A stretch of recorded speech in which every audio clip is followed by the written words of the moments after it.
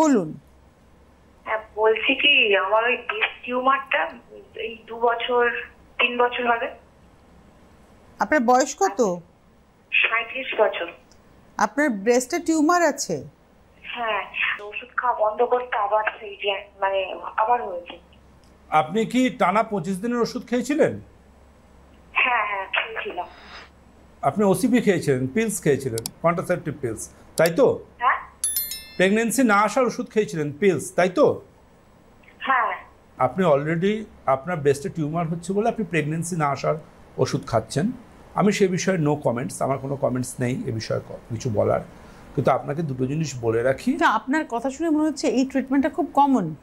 ওভেরিতে সিস্টেলও এই ট্রিটমেন্ট, ব্রেস্টে সিস্টেলও এই treatment, ultimately ফাইব্রোঅ্যাডিনোমাইলও এই ট্রিটমেন্ট। দেখুন, ম্যাটারটা হচ্ছে যেই ডক্টরে যে অ্যাডভাইসটা করছেন তিনি তার নলেজ অনুযায়ী বেস্ট অ্যাডভাইসটা করছেন, কিন্তু আমাদের সিস্টেম মেডিসিন অন্য কথা বলে। এবং তার জন্য আপনাকে যেটা করতে হবে সেটা আপনার ম্যামোগ্রাম রিপোর্ট পাঠাতে হবে আমাকে, ইউএসজি পাঠাতে হবে, এবং প্রয়োজনে আপনাকে এফএনএসসি করে আমি দেখবো, that is fine needle aspiration culture, যে সেখানে কোনো খারাপ কোনো গ্রোথ আছে কি না, যেখানে যেটা রেকার করছে।